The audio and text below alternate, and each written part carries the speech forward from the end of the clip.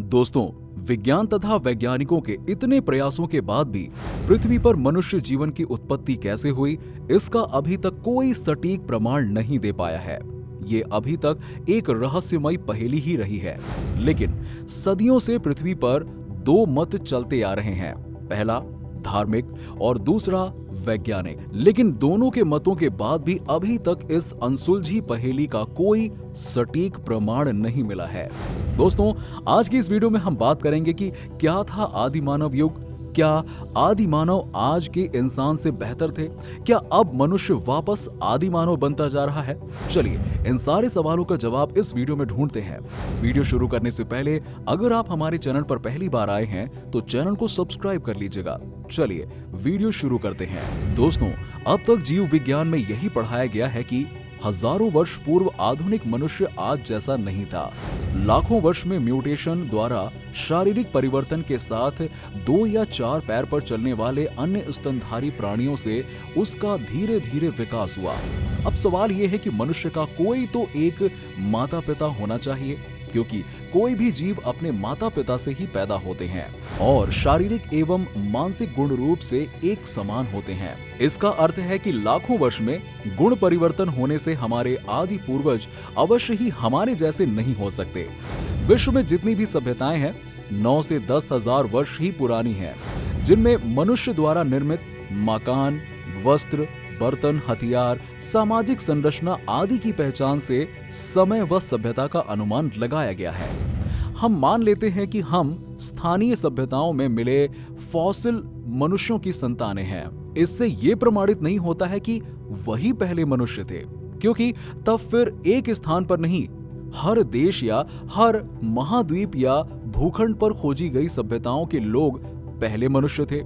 प्रश्न यह है कि पहला मनुष्य विश्व में कहां जन्मा। सभ्यताओं से भी तो इस नतीजे पर नहीं पहुंचा जा सकता, क्योंकि यूरोप की सभ्यता का मानव हड़प्पा की सभ्यता में 10 से 15 लाख वर्ष पूर्व नहीं आ सकता था। तब असभ्य होने, वैज्ञानिक सोच व साधन संसाधन के बिना वह हजारों मील दूर नहीं जा सकता था। इसके लिए हमें जीव विज्ञान की शोध पर आधारित होना पड़ेगा। जैसे जैसे मानव को अपने आसपास की वस्तुओं का ज्ञान होता गया, वैसे वैसे वो अपने लिए और सुविधाएं जुटाने लगा। प्रारंभ में मनुष्य को कपड़े पहनने का ज्ञान नहीं था। वो पेड़ की छाल, बड़े बड़े पत्तों एवं जानवरों की खाल से ठंड के समय अपना बचाव करता था। बाद में वो जानवरों को पालना, पौधे उगाना, अन्न पैदा करना आदि सीख गया, जिससे उसका घुमक्कड़ जीवन समाप्त हो गया और एक स्थान पर झोपड़ी बनाकर रहने लगा और खेती करने लगा। उसने कुत्ते, बकरी, भेड़ आदि जानवरों को पालतू बना दिया और उनसे अपने कार्य में सहयोग लेने लगा। धीरे धीरे मानव ने धातु की खोज की। पहले तांबा, बाद में जस्ता, फिर सीसा खोजा गया। कुछ स्थानों पर तांबे की कुल्हाड़ियां मिलने से पता चला है कि पत्थर के बाद मनुष्य ने सर्वप्रथम तांबे धातु की खोज की। स्थायी जीवन जीते हुए उसने पेड़ के मोटे तने को लुढ़कते हुए देखकर पहिया बनाना सीखा, जिससे गाड़ी बनाकर उपयोग करने लगा। पत्थर की चाक बनाकर मिट्टी के बर्तन बनाने लगा। गेहूं, जौ और कपास की खेती करना, झोपड़ी बनाकर रहना, जानवर पालना आदि कार्य सीखकर वो अपनी आवश्यकताओं की पूर्ति करने लगा। जैसे जैसे मानव समझदार होने लगा, वैसे वैसे प्रकृति की उपासना, कपड़े बुनना आदि कार्य करने लगा। इस प्रकार पूर्व पाषाण काल से ताम्र काल तक आते आते मानव विकास क्रम में आदि मानव का रहन सहन आदि पूर्व अवस्था से काफी आगे बढ़ गया। बात करते हैं गुफा वाले आदि मानव की। लंबे वक्त तक ये माना जाता रहा कि गुफा में रहने वाले मानव सिर्फ मांस खाते थे, लेकिन अब ये भ्रम साबित हो रहा है। वैज्ञानिकों का कहना है कि पाषाण युग के इंसान फल, जड़ें, फलों के गूदे और मांस खाते थे। वैज्ञानिकों की एक रिसर्च टीम कहती है कि अगर गुफा मानव की खुराक का हिसाब मिल जाए तो 21वीं सदी के इंसान की कई तकलीफें दूर हो जाएंगी। पौष्टिकता के आधार पर आहार और डाइट की सही पहचान हो सकेगी। 25 लाख साल पहले से लेकर 12,000 साल पहले के इस दौर में ना आलू था, ना ब्रेड थी, दूध का भी अता पता नहीं था। आज इन्हें मुख्य आहार माना जाता है।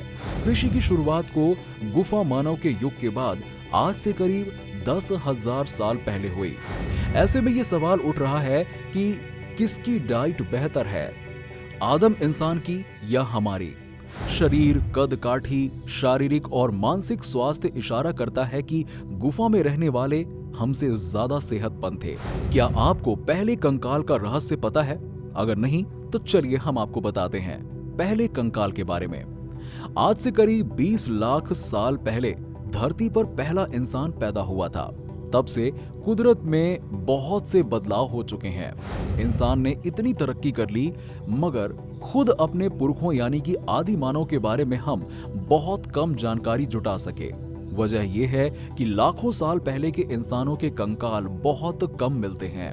जहां भी मिलते हैं एक आध टुकड़े या आधी अधूरी जानकारी। इसके आधार पर कोई ठोस बात कहना वैज्ञानिकों के लिए बहुत मुश्किल होता है। मगर 1984 में इंसानों के हाथ अपने पुरखों की जानकारी का एक बड़ा खजाना लगा। इससे हमें अपने विकास की कहानी को समझने में बहुत मदद मिली। ये खजाना मिला था अफ्रीकी देश के केन्या की तुर्काना झील में, जब 8 साल के एक बच्चे का करीब 15 लाख साल पुराना कंकाल मिला। दुनिया में इंसानों के जितने भी कंकाल मिले हैं पुराने, उनमें से पहला ऐसा कंकाल था ये जो संपूर्ण था। उसे वैज्ञानिकों ने तुर्काना बॉय या तुर्काना झील वाले लड़के का नाम दिया। हालांकि ये इंसानों के लाखों बरस पहले के पुरखों का कोई पहला कंकाल नहीं था जो तुर्काना झील में मिला। असल में ये झील मानव के जानवर से इंसान बनने का पूरा इतिहास संजोए हुए है। इस झील से हमें पता चलता है कि लाखों साल पहले के इंसान कैसे रहते थे, क्या खाते थे। कभी हरे भरे इलाके में पड़ने वाली तुर्काना झील आज बड़े रेगिस्तान के बीच पानी की बूंद जैसी है। वैज्ञानिक कहते हैं कि 20 लाख साल पहले ये झील बहुत बड़ी थी। तब से इसके आसपास का माहौल बहुत बदल गया है। हरियाली रेगिस्तान में तब्दील हो चुकी है। झील का दायरा भी बहुत सिमट गया है। मगर लाखों साल पहले ये आदि मानव के रहने का आदर्श ठिकाना था। यहाँ हरियाली थी, खाना आसानी से मिल जाता था और इंसानों को दुश्मनों से छुपने की जगह भी मिल जाती थी। यहाँ पर आदि मानव के कंकाल मिलने की एक बड़ी वजह है, ये झील ज्वालामुखी की गतिविधियों वाले इलाके में पड़ती है। धरती के भीतर की हलचल से ऊपरी सतह बनती बिगड़ती रहती है। इस वजह से आदि मानवों के कंकाल भीतरी परतों में छुपकर बचे रह गए। झील के आसपास इंसानों के कंकालों की खोज केन्या के वैज्ञानिक रिचर्ड लिकी ने 1968 में शुरू की। पहली बड़ी कामयाबी उन्हें 1972 में मिली, जब उन्हें होमो रुडोल्फेंसिस नाम के आदि मानव के सिर का कंकाल मिला। इससे इस दावे को बल मिला कि आज के इंसान किसी एक प्रजाति के सीधे वारिस नहीं हैं। आज के मानवों से पहले धरती पर आदि मानव की कई प्रजाति थी, जैसे होमो इरेक्टस, होमो हैबिलिस, पैरेंथ्रोपस बोइसी और अब उसमें होमो रुडोल्फेंसिस का नाम भी जुड़ गया। हो सकता है कि उस वक्त आदि मानव की और भी नस्लें धरती पर रही हों। इन्हीं में से एक होमो इरेक्टस से आज के इंसान की नस्ल का विकास हुआ। तुर्काना झील के पास मिला 8 साल के बच्चे के कंकाल ने इस थियरी को सही साबित किया है। दोस्तों, हम आज भी आदि मानव ही हैं। ऐसा क्यों कह रहे हैं, आगे देखते हैं। आदि मानव अपने गुस्से को काबू करना नहीं जानते थे। जी हाँ, आदि मानव अपने गुस्से को काबू करना नहीं जानता था। ये तो केवल एक सिविलाइज्ड मानव जानता है। मुद्दा चाहे जो हो, सरकार और सिस्टम के प्रति अपना आक्रोश प्रकट कर देने के लिए किसी बस को तोड़ देना या गाड़ी के परखच्चे उड़ा देना सिविलाइज्ड होने का प्रमाण है? आदि मानव स्वार्थी था। हाँ, वो सिर्फ अपने बारे में सोचता था।